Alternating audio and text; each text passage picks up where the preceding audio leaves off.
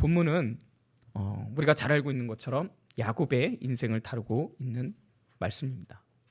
야곱에게 있어서 가장 큰 사건이라고 하면 오늘 본문에 나와 있는 베델에서 하나님을 만나는 사건이고, 또 하나는 우리가 잘 알고 있는 것처럼 야복나루에서 하나님과 씨름했던 사건입니다. 이 두 사건 중에 특별히 오늘 본문 말씀을 통해서 우리가 베델에서 만난 그 하나님, 그리고 인생의 밤에 지낼 때 우리가 만나야 될 그 베델의 하나님에 대해서 우리가 함께 살펴보기를 원합니다. 여러분이 좋아하시는 성경의 인물은 누구입니까? 많은 분들은 요셉을 많이 좋아하는 것 같습니다. 개인적으로 저도 참 요셉이 좋습니다. 제가 요셉을 좋아하는 이유는 그에게 붙이는 항상 따라다니는 이름 중에 하나는 뭐예요? 하나님이 그와 함께 하셨다라, 이런 말씀인 거죠. 그리고 많은 사람들이 요셉을 좋아하는 이유는 또 무엇이 있습니까? 사실은 결말이 좋아서 좋은 것입니다. 근데 주변에 보면은 야곱을 좋아하는 사람은 그렇게 많이 못 본 것 같습니다. 왜 그럴까요? 바로 야곱이 바로에게 말했던 것처럼 험악한 인생을 살았기 때문인 것입니다. 여러분, 험악하게 살고 싶으십니까? 어쩌면 그러나 여러분의 인생이 그 험악한 인생의 여정을 살고 여기까지 오지 않았나 한번 생각해 봤으면 좋겠습니다. 오늘 본문의 이 야곱은요, 사실 험악한 인생을 살았지만 어떻게 보면 요셉보다는 조금 그 결말이 그렇게 화려하지 않는 것 같지만, 어떻게 보면은 사실은 요셉보다 더 복된 인생을 살았던 사람이 야곱이 아닌가 한번 생각해 볼 필요가 있는 것 같습니다. 왜냐하면 출애굽 이후에 하나님께서 당신 자신을 계시할 때 어떻게 얘기합니까? 나는 여호와 아브라함의 하나님, 이삭의 하나님, 그 다음에 뭐예요? 야곱의 하나님이라고 소개한다는 거예요. 혹시 여러분 성경에서 요셉의 하나님이라는 말씀 들어본 적 있어요? 사실은 없습니다. 아브라함의 하나님, 이삭의 하나님, 그리고 야곱의 하나님이라고 당신 자신을 계시한다는 거죠. 그런 면에서 보면 야곱이 굉장히 복된 인생을 살지 않았나 싶습니다. 그런데 이렇게 아브라함, 이삭, 야곱, 그 인생을 살아가는 모든 사람들의 공통적인 특징 중에 하나는 뭐냐면 대가를 치렀다는 거예요. 많은 고난을 치렀다는 것입니다. 우리가 그 복된 인생을 원한다면 사실은 우리도 동일하게 이 과정을 거쳐야 된다는 것을 생각하면서 정말 진짜 복된 인생은 어떻게 살아가고 어떻게 이루어지는지를 오늘 본문을 통해서 살아갔으면 좋겠습니다. 어떤 목사님은 이런 은혜를 뭐라고 얘기하냐면 터프한 은혜라고 표현하기도 한다고 합니다. 터프한 은혜. 그 과정이 정말 하나님의 은혜지만 순조롭지 않는 것이죠. 오늘 본문도 그러한 터프한 은혜를 다룬 말씀입니다. 우리가 이 야곱을 통해서 우리가 무엇을 깨달아야 되는지 우리 한번 살펴보기를 원합니다. 야곱은요, 이름 자체에서 이미 그의 인생이 어떤 인생인지를 발견하게 됩니다. 창세기 25장 26절 상반절에 보면 이렇게 기록되어 있습니다. 후에 나온 아우는 손으로 에서의 발꿈치를 잡았으므로 그 이름을 야곱이라 하였으며, 야곱의 이름 자체가 여기에 기록된 것처럼 발꿈치를 잡았다라는 뜻을 갖고 있어요. 근데 이 야곱이란 또 다른 이름의 뜻은 어떤 것이 있냐면 약탈자 또는 속이는 자 또는 교활한 자라는, 사실은 그렇게 긍정적인 의미를 담고 있지는 않습니다. 그래서 그런지 야곱은요, 그 이름답게 살았던 것 같습니다. 형의 장자권을 팥죽 한 그릇에 사고, 또한 어머니 리브가와 함께 합작해서 아버지 이삭의 축복권을 가로챘던 사람이 바로 야곱입니다. 많은 사람들은 그런 야곱을 얘기해서 영적인 욕심이 많은 사람이다라고 표현하고 있지만, 그러나 그럼에도 불구하고 이런 가로챈 그 인생, 속이는 인생, 약탈했던 그 인생의 결론은 무엇이었습니까? 사실은 형의 분노로 인하여 그 자리, 그 고향을 떠나야만 하는 도망자가 되었다라는 것입니다. 사실 이렇게 도주할 수밖에 없었던 이유 중에 하나는 뭐냐면, 리브가가 본문을 잘 살펴보면 이 에서가 혼잣말로 했던 그 말을 들었던 것입니다. 아버지가 죽으면 내가 내 아우 야곱을 죽이리라. 그 얘기를 리브가가 듣고 깜짝 놀라서 어떻게 하는 거예요? 급하게 자기 오라비가 있었던 하란에 그 라반에게 보내려 했던 것입니다. 여호수아에 보면은 야살의 책이라는 것이 나옵니다. 근데 이 야살의 책을 찾아보니까 이게 한국어로도 번역이 되었더라고요. 근데 이 야살의 책이 이 창세기, 모세오경의 일부를 담고 있는데 창세기 이 부분들을 다루는 것을 제가 읽어봤습니다. 전체적인 문맥은 거의 같습니다. 근데 거기에 첨언하는 부분들이 있는데 사실 그 내용을 좀 더 설명해 보면 어떻게 되냐면 이 에서가 이 야곱이 도주할 때, 이 지나갈 때 사실은요 그 야살의 책에 보니까 그 에서의 아들 엘리바스를 시켜서 죽이라고 명합니다. 그래서 야곱이 도주하는 그 길에 먼저 엘리바스, 그때 나이 13살, 그러나 굉장히 용맹하고 사냥꾼이었고, 아빠 닮아서 굉장히 용맹하고 사냥꾼이었고 굉장히 성격이 급한 그 아들이 있더라고요. 근데 그 아들이 어떻게 해요? 야곱이 가는 그 길목에 미리 서서 그를 기다립니다.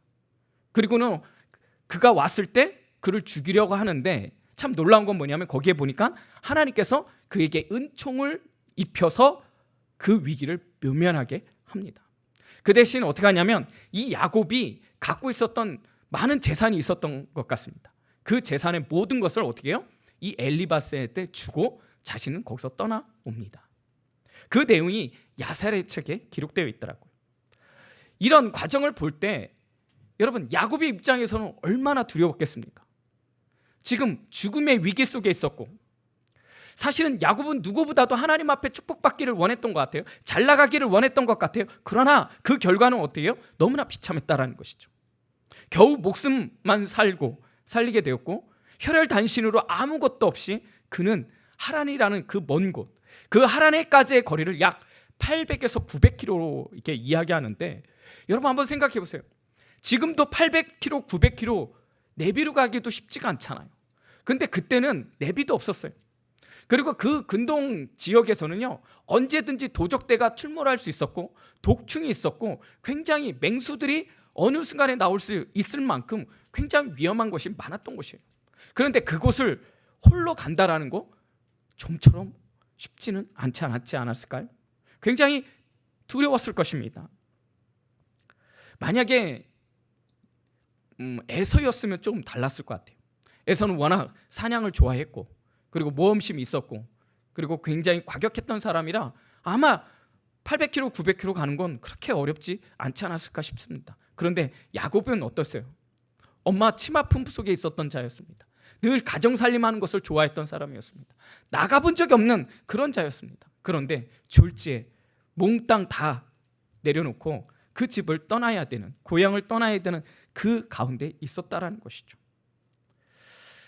이처럼 인생의 어두운 밤을 맞이할 때가 있다라는 것입니다. 오늘 본문에 보니까 그가 얼마나 지쳤는지를 본문에서 이렇게 기록하고 있습니다. 한 곳에 이르러 해가 진지라 거기서 유숙하려고 그곳에 한 돌을 가져다가 베개로 삼고 거기에 누워 자더라. 여기에 보면 한 곳, 사실은 이제 베델이라는 곳을 알고 있지만 그 하란의 과정 속에서 이 한 곳이라는 것은 어떤 곳인지 전혀 모르는 것이죠. 그런데 그곳에 이르렀더니 어떻게 된 거예요? 해가 뉘엿뉘엿 지게 되는 거예요.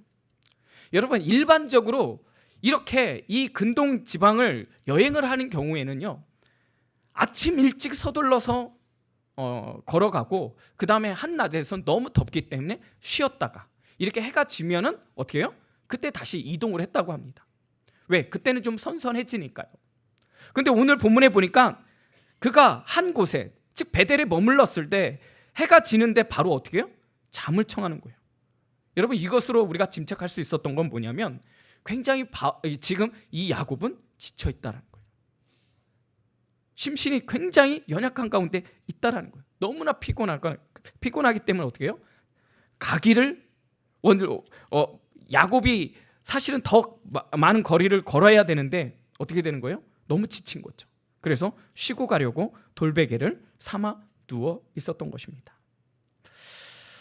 지금 여기 베델까지를 약 90km 정도 이렇게 이야기를 합니다. 90km 정도라면 거의 한 이틀 아니면 3일 정도 걷는 길이죠. 아마 야곱은 그 길을 걸어오면서요 이렇게 쉽게 쉬지를 못했을 것 같습니다. 굉장히 무서웠고 두려웠고 그러다 보니까 어떻게 해요? 어떻게든지 살려고 그렇게 3일 밤낮을 걷지 않았을까? 그러다 보니까 이 베델이라는 이 한 곳에 도착했을 때 그는 지쳐서 잠을 청하려 했던 것입니다. 그리고 그 위에 뭐라고 하냐면 해가 진지라, 이것은 사실 시간적인 부분들의 어떤 해가 지는 부분들도 있지만 또 한편으로는 어떤 것을 표현하고 있냐면 야곱의 영적인 상태를 말하기도 한다는 것입니다. 자, 그럼 이 야곱의 이 영적인 상태, 바로 인생의 밤을 맞게 되는 것이죠. 여러분은 어떻습니까? 아마 여기 어르신들 덜어는 이런 인생의 여정들 걷고 또 걸어왔을 거라고 생각되어집니다. 그리고 어떤 누군가는 지금 이 순간에서도 이 인생의 밤을 걷고 있는 분들도 혹 있을 수 있겠습니다. 근데 문제는 사실 이 인생의 어두운 밤을 지나면 끝이 아니라는 거예요.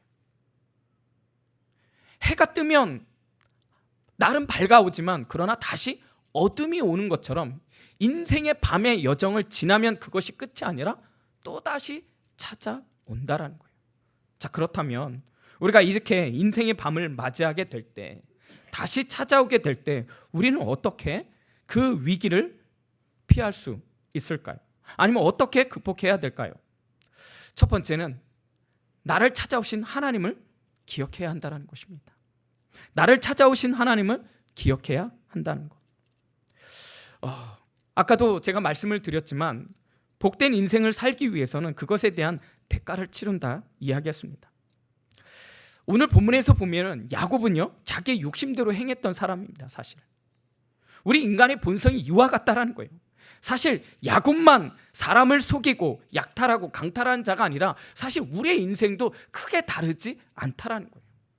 우리도 내 자신을 속이면서까지 남의 것을 빼앗으려는 욕구가 있어요. 왜요? 우리는 본성적으로 자신의 욕구를 충족시키며 살아가는 자로 지음 받았다는 거예요. 원래는 죄가 없는 경우에는 하나님과 함께하는 삶이었지만 죄가 들어옴으로 말미암아 우리의 존재가 어떻게 되는 거예요? 자신의 육체 욕심을 따라 사는 존재가 되었다라는 거예요. 죄의 노예가 되었다라는 거예요. 결과적으로 보면. 그러다 보니까 그것에 대한 대가를 치를 때가 있다라는 거예요. 그 대가를 치르는 것이 만만치 않다라는 거예요. 그래서 우리가 이렇게 얘기합니다. 인생의 쓴맛을 본다라고 이야기한다라는 거예요. 그런데 이렇게 인생의 쓴맛을 볼 때 이것을 잘 돌이키면 어떤 은혜가 임하냐? 하나님이 나에게 찾아오신다라는 것을 깨닫게 한다라는 것입니다. 여러분, 야곱은요, 누구보다도 복에 대한 욕심이 있었습니다. 그래서 장자권을 그리고 축복권을 빼앗았던 자죠. 근데 인생이 내 맘대로 되던가요? 여러분이 이제까지 살아오는데 내 뜻대로 내 생각대로 되는 게 인생이던가요? 그렇지 않다라는 거예요. 아무리 내가 선하게, 아니 내가 실수하든 뭐든 모든 인생이 내 맘대로 되지 않다라는 거예요. 쉽게 내 뜻대로 되는 것이 하나도 제대로 없다는 것입니다. 야곱도 그것을 깨달았던 것이죠. 아무도 없는 홀로 그 밤을 지새우며 그 차가운 돌베개를 베고 누웠을 때 그는 아마도 그 눈에 눈물이 고이지 않았을까요? 여러 가지 비참한 생각이 들지 않았을까요? 막막하지 않았을까요? 지금도 3, 4일 길을 걸어왔는데 아무것도 보이지 않아요. 누구 하나 지나가지 않아요. 밤이 됐는데 너무나 외로워요. 너무나 쓸쓸해요. 두려움이 있어요. 이러다 죽지 않을까? 그런 여러 가지 두려움 속에서 자신의 이 처량한 모습을 보면서 아마도 눕지 않았을까 싶습니다. 그런데 너무나 고단했던지 바로 꿈을 꾸게 됩니다. 자, 우리 28장 12절 우리 같이 한번 읽어볼까요? 시작. 꿈에 본즉 사닥다리가 땅 위에 서 있는데 그 꼭대기가 하늘에 닿았고 또 본즉 하나님의 사자들이 그 위에서 오르락 내리락 하고. 여러분, 이 사닥다리가 땅에서 하늘에 닿았다라는 거예요. 우리가 이것을 통해서 알 수 있는 건 뭐예요? 간단해요. 바로 하나님이 야곱을 찾아오셨다라는 거예요. 하늘 문을 여셔서 하나님께서 야곱을 찾아오셨다라는 거예요. 근데 우리는 이렇게 한번 질문을 던져볼 수 있을 것 같아요. 그러면 야곱은 하나님을 몰랐을까요? 아니요. 야곱은 분명히 하나님을 알았을 것입니다. 근데 문제는 귀로만 듣던 하나님이었던 것이죠. 머리로 들었던 하나님이었던 것이죠. 아마도 이삭은 이 야곱에게 자신의 아브라함의 하나님, 아버지 하나님에 대해서 이야기하지 않았을까요? 그리고 어쩌면 그 모리아산에서 만났던 이 이삭의 하나님, 그것을 이야기하지 않았을까요? 나름대로 그 하나님에 대한 이야기를 들었을 거예요. 그러나 머리로는 알고 있지만 가슴으로 만난 적이 없었다라는 거예요. 그런데 그 하나님께서 오늘 본문에 보니까 그 지쳐있는 그 야곱을 향해서 내려오셨다라는 거예요. 찾아오셨다라는 거예요. 여러분, 사실 이게 복음이라는 거예요. 요한복음 1장 5절 또는 11절 우리 같이 한번 읽어볼게요. 시작. 빛이 어둠에 비치되 어둠이 깨닫지 못하더라. 자기 땅에 오매 자기 백성이 영접하지 아니하였으나. 여러분, 우리는 하나님을 알지도 못한 존재였다라는 거예요. 빛이 어둠을 비치되 어둠이 깨닫지 못하는 거예요. 영적으로 우리는 까막눈이었다라는 거예요. 예수님이 찾아왔지만 그분을 하나님으로, 그분을 영접할 생각조차도 하지 못했던 게 우리 존재라는 거예요. 근데 중요한 것은 그런 우리를 향해서 하나님이 찾아오셨다는 거예요. 그런 우리를 위해서 누가 오셨어요? 예수님이 오셨다는 거예요. 오늘 이 야고보서, 이 창세기 말씀 이 28절에 있는 이 야곱이 보았던 이 사닥다리가 여러분 신약에도 등장합니다. 요한복음 1장 15절. 또 이르되 진실로 진실로 너희에게 이르노니 하늘이 열리고 하나님의 사자들이 인자 위에 오르락 내리락 하는 것을 보리라 하시니라. 여러분, 이 말씀은 누구에게 하냐면요, 나다나엘에게 했던 말씀입니다. 나다나엘. 빌립이 나다나엘에게 전도를 합니다. 야, 우리가 구약의 메시아를 만났어. 그랬더니 이 나다나엘이 뭐라고 얘기합니까? 야, 이 나사렛에서 무슨 선한 것이 있냐? 말이 돼? 그래도 어떻게 해요? 빌립이 끝까지 그를 예수님께로 데려옵니다. 그때 예수님이 그 나다나엘을 향해서 이렇게 칭찬합니다. 보라, 이는 참으로 이스라엘 사람이라 그 속에 간사한 것이 없다. 여러분, 지금 나다나엘은 예수님을 처음 만났던 거예요. 그런데 자신을 향해서 이렇게 이야기하는 거예요. 더 놀라운 건 뭐냐면 자신이 무화과나무에서 있었던 것을 예수님이 알았던 거예요. 그때 당시 무화과나무에 있었다라는 것은요, 말씀을 읽거나 기도할 때 그곳에 있는 경우가 많이 있었다고 합니다. 그러니까 이 나다나엘이 하나님을 향해서 기도했던지 아니면 말씀을 보고 있었던 자신만의 비밀의 장소가 있었는데 그걸 누가 알고 있었던 거예요? 예수님이 알고 있었던 거예요.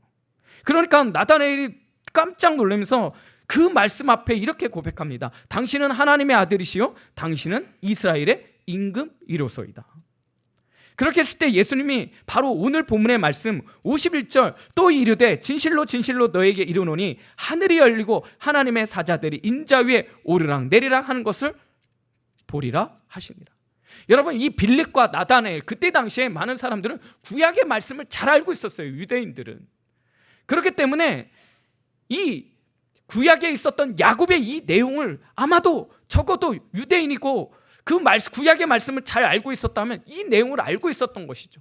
그런 그를 향해서 예수님이 이렇게 얘기하는 거야. 너 야곱이 만났던 그 하나님이 사실은 나야 라고 지금 이야기하는 거예요.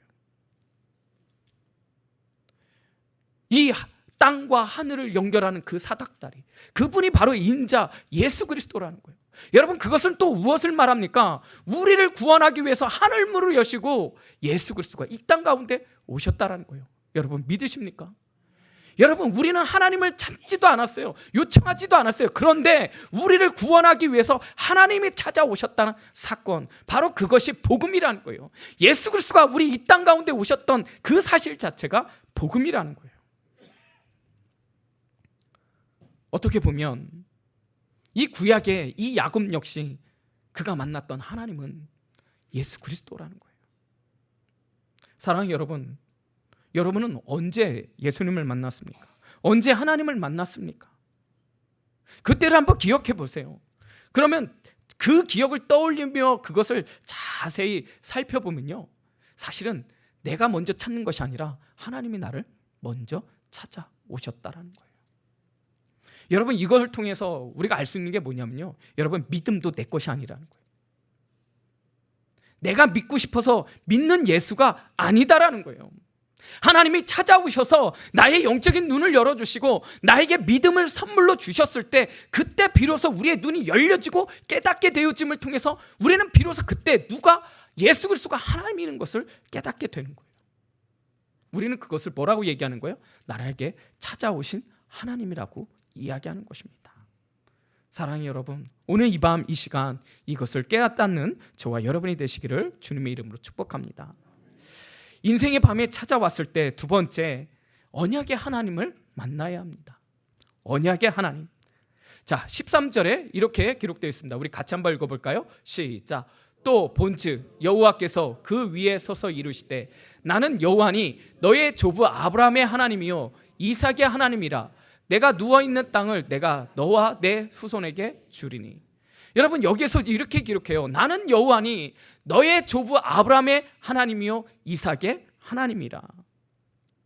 여러분, 이것을 통해서 우리가 알 수 있는 것 중에 하나는 무엇이냐면, 여기서 너의 조부 아브라함의 하나님, 이삭의 하나님, 여기엔 두 가지 의미가 담겨져 있어요. 첫 번째는 어떤 의미가 담겨져 있냐면, 아브라함을 이끌으셨던 그 하나님이, 그리고 이삭을 이끄셨던 그 하나님이 이제는 너 야곱, 내가 너를 이끌어 갈 거야 라는 의미를 포함하고 있고, 또 하나는 무엇이냐면, 여러분, 여기서 중요한 건 아브라함이 만났던 그 하나님, 이삭이 만났던 그 하나님, 다시 말하면 오늘 지금 이 인생의 밤을 지나는 이 시간에 야곱, 너는 누구를 만나야 된다라는 거예요? 하나님을 만나야 된다. 다시 말하면 그가 이제까지 알고 있었던 욥의 고백처럼 내가 귀로만 듣던 그 하나님이 아니라 그 하나님을 보았다라고 고백했던 것처럼, 지금 오늘 본문에서는 내가 듣기만 했던 그 하나님이 아니라 내가 인격적으로 만나는 그 하나님을 내가 알아야 한다는 거예요. 여기에 이 언약의 핵심 중에 한 키워드가 있다는 것입니다. 여러분, 중요한 것은 무엇이냐면 누군가의 하나님이 아니라는 거예요. 정말 중요한 것은 나의 하나님이라는 거예요. 나의 하나님이라고 고백할 때 그 고백은 언제 나오는 거예요? 하나님을 인격적으로 만났을 때, 그때서 우리는 내가 만났던 하나님에 대해서 이야기를 한다라는 거예요. 저는 예전에도 이야기했지만 한국 대학생 선교회 CCC에서 하나님을 만났어요. 그 몽산포 해수욕장에서 10,000명, 15,000명 모였던 그곳에서, 그 비가 억수로 오는 그 현장 속에서 하나님의 말씀을 듣고 그때 하나님을 만났어요. 여러분, 그런 감격 다 잊지 않습니까? 여러분이 만났던 그 하나님의 그 감격, 여러분, 우리가 그럴 때 인격적인 하나님을 만난다라고 얘기하는 거예요. 비로소 그것이 누구를 통해서, 무엇을 통해서? 언약을 통해서 그 하나님을 만나게 됐다는 것을 깨닫게 되는 것이죠. 자, 이 말씀 한번 제가 읽어드릴게요. 내가 누워있는 땅을 내가 너와 내 자손에게 주리니 내 자손이 땅의 티끌같이 되어 내가 서쪽과 동쪽과 북쪽과 남쪽으로 퍼져갈지며 땅의 모든 족속이 너와 내 자손으로 말미암아 복을 받으리라. 내가 너와 함께 있어 내게 어디로 가든지 너를 지키며 너를 이끌어 이 땅에 돌아오게 할지라. 내가 내게 허락한 것을 다 이루기까지 너를 떠나지 아니하리라 하신지라. 여러분, 성경을 좀 읽으면 이 말씀을 통해서 떠오르는 말씀이 있어야 돼요. 누구에게 했던 말씀이에요? 창세기 12장에 보면 아브라함에게 했던 말씀이에요. 사실 크게 다르지 않습니다.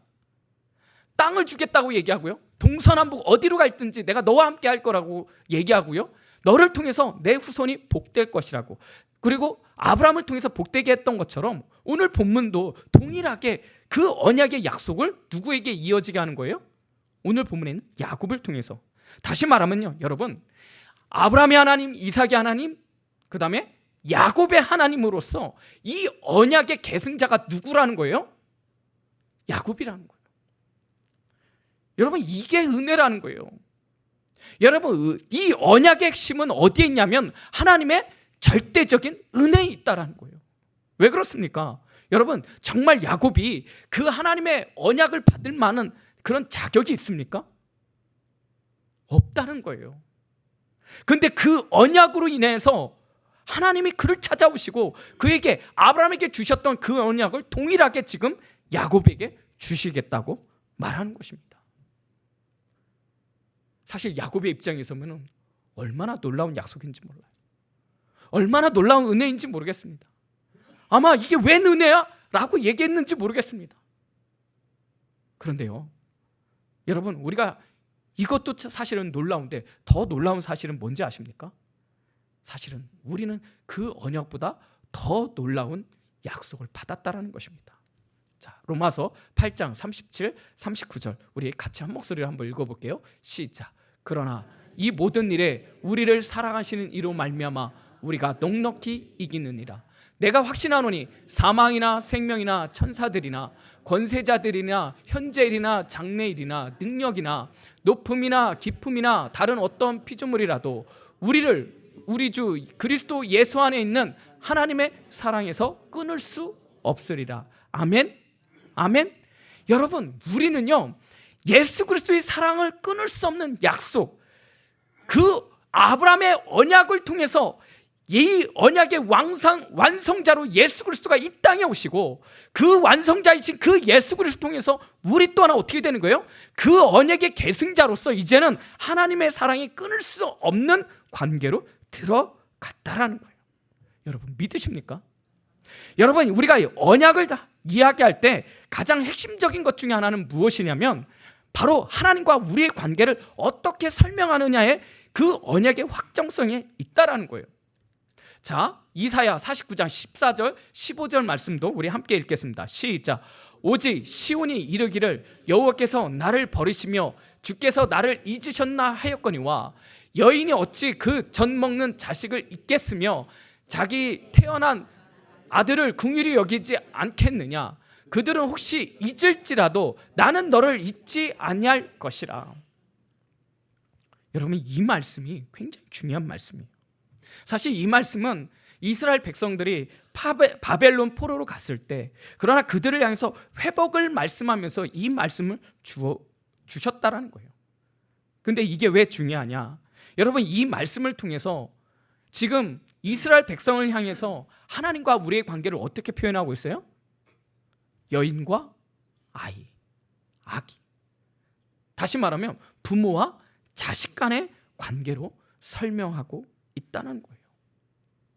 여러분, 세상의 어떤 종교도 하나님과 신과 피조물이 아버지와 아들의 관계, 엄마와 아기의 관계, 부모와 자식의 관계로 설명한 어떤 종교도 없다는 거예요. 가끔은요, 이 세상이 좀 죄송합니다, 좀 미친 것 같아요.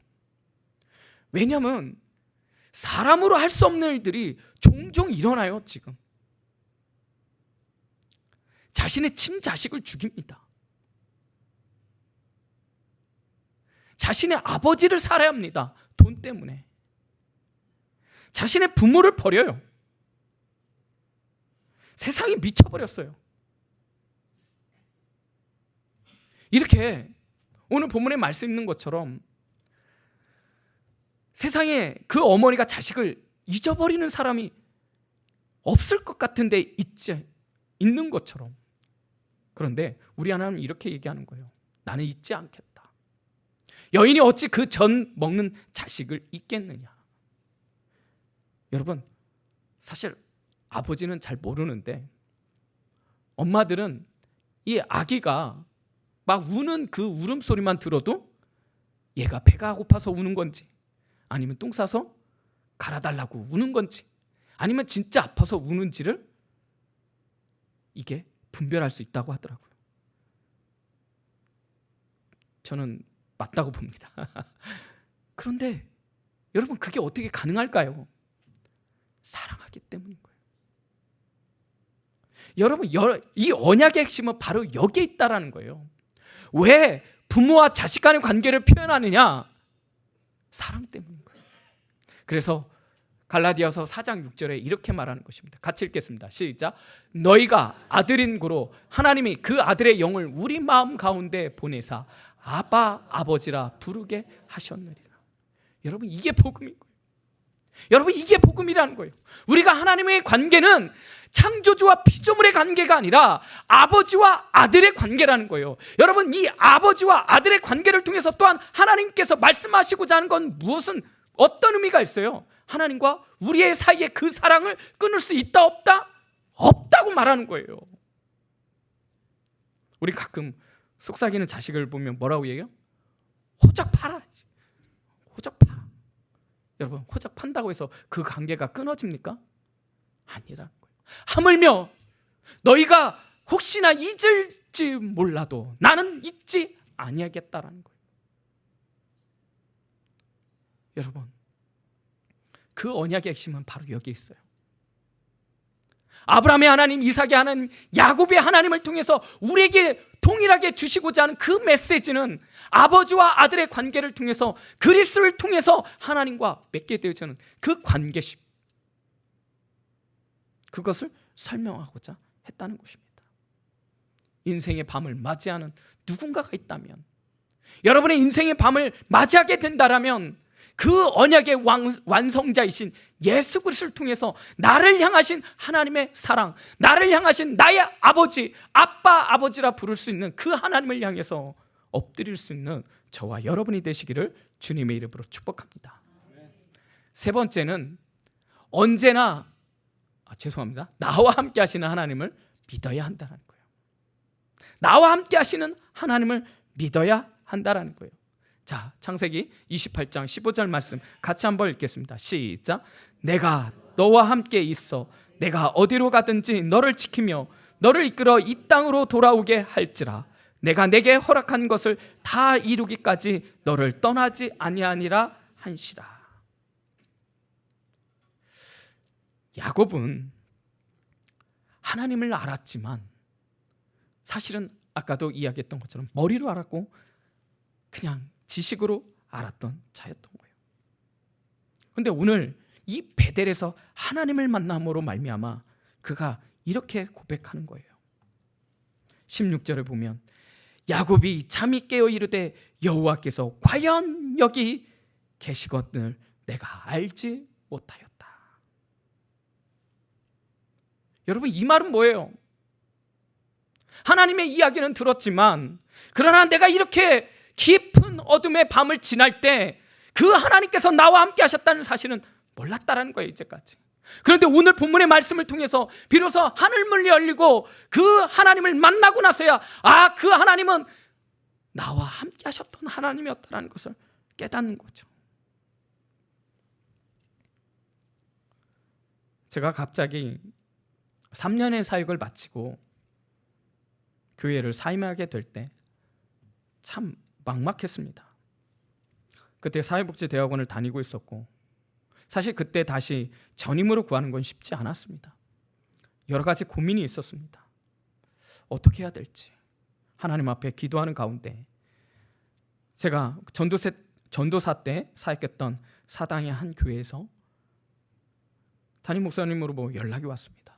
지금 초등부 자리가 비었으니까 교육 목사로 오라는 것이었습니다. 감사하는 마음으로 갔습니다. 그러나 그걸로는 생활이 되지 않았기 때문에 이중직도 하게 되었습니다. 그렇게 1년, 2년을 보냈습니다. 참 힘들었습니다. 쉬는 날 없이 사역하고 일을 했습니다. 제 마음속에 저에 대한 정체성, 회의감이 몰려오게 됐습니다. 그래서 저는요, 차 안에서 참 많이 울었습니다. 참 그 차 안에서 유튜브에서 제가 좋아하는 찬양 임재, 그 찬양을 크게 틀면서 그 하나님의 임재를 경험하고 싶은 그 마음에 그 음악을 들으며 그 찬양을 들으며 울면서 기도했습니다. 근데 한 번은 그 유튜브를 이렇게 검색을 하다가 제 눈에 들어온 하나의 찬양이 있었습니다. 그 찬양의 가사는 이렇게 되었습니다. 그대 폭풍 속을 걷고 있을 때, 비바람을 마주해야 할 때, 불빛조차 보이지 않아도 그대 혼자 걷지 않을 거예요. 두려움 앞에서 하늘을 보아요. 외로운 그대여 걱정 마요. 꿈꾸는 그 길을 또 걷고 걸어요. 그대 혼자 걷지 않을 거예요. 나중에 한번 아시는 분들도 아실 텐데 들어보면 좋을 것 같습니다. 예람 월십이라는 찬양 사역 단체인데 이 찬양의 제목은 혼자 걷지 않을 거예요 라는 찬양이었습니다. 이 찬양을 어떻게 만들어졌는데 그 배경을 좀 살펴보니까요, 마가복음 6장에 보면 이 폭풍 속에 있는 그 제자들 향해서 어떻게 해요? 잠잠하라 명했던 그 말씀과, 그 다음에 잠언 16장 9절 말씀에 사람이 마음으로 자기의 길을 계획할지라도 그 길을 인도하신 이가 하나님이라는 그 말씀이 떠올리면서 그때 당시에 이 예람 월십도 굉장히 어려웠다라고 합니다. 여러 가지 사건 때문에 많이 힘들었다고 하는 거예요. 근데 그때 이 말씀이 떠오르면서 이 작사를 했던 이 자매가 이런 생각이 들었던 거예요. 하나님은 이런 예람 월십을 향해서 어떤 말씀을 해주고 싶었을까? 하나님이 어떤 말씀을 해주고 싶었을까? 우리를 향해서. 그때 이제 떠올렸던 찬양, 이 가사가 바로 이거라는 거예요. 사랑하는 여러분, 우리의 인생의 밤을 지나갈 때 하나님께서 우리에게 어떤 말씀을 해주고 싶었을까요? 그 중에 하나가 있다면 나는 너와 함께 하겠다는 그 말씀 아닐까요? 여러분, 내가 힘들고 어렵고 지칠 때 눈물이 날 때 누군가가 내 옆에만 있어도 어때요? 큰 힘을 얻지 않습니까? 근데 그 함께 하시는 분이 우리 전능하신 하나님이라는 거예요. 나를 위해서 십자가를 지셨던 하나님이라는 거예요. 오늘 본문의 야곱은 그것을 깨닫게 되는 거예요. 아, 나 혼자가 아니었구나. 나와 함께 하셨던 하나님이셨구나. 내 아픔을 아시고 나의 고통을 아시고 나를 살펴보셨던 하나님이 나와 함께 하셨구나. 사랑하는 여러분, 인생의 밤을 지날 때 여러분과 함께 하시는 하나님이 계시다라는 사실을 믿으시기를 주님의 이름으로 축복합니다. 그 실체가 뭐예요? 바로 성령님이시잖아요. 그 성령님이 나를 향해 말할 수 없는 탄식 가운데 나를 위해서 기도해 주신다고 약속하셨잖아요. 이제 말씀을 정리하고자 합니다. 인생의 밤을 지날 때가 있고 그 밤이 지나니까 다시 올 때도 있습니다. 여러분, 그때 이 말씀을 떠올리며 나를 찾아오신 하나님, 언약의 완성자로서 아버지와 아들의 관계로 오셨던 하나님, 그리고 어떠한 순간에서도 나를 떠나지 아니하시겠다고 약속하셨던 그 하나님을 기억하시기를 주님의 이름으로 축복합니다. 야곱은 자신이 만난 그 하나님을 기념하기 위해서 자신이 베고 누웠던 그 돌베개를 가져다가 기름을 붓고 기둥을 세우며 그의 이름을 베델이라고 지었습니다. 베델, 하나님의 집이라는 뜻이죠. 여러분, 이 야곱에게 있어서 이 베델은요, 하나님을 만났던 곳입니다. 그곳을 기념하기 위해서 기름을 부으며 베델이라고 이름을 지었는데, 저는 이 말씀을 떠올리며 우리가 이렇게 마무리를 했으면 좋겠다는 생각이 들었어요. 여러분이 만나는 그곳이 어떤 곳입니까? 저는 할 수만 있다면 우리 교회의 길을 주님의 이름으로 축복합니다. 우리가 드리고 있는 이 예배당이, 이 말씀의 자리가 베델이 되기를 주님의 이름으로 축복합니다.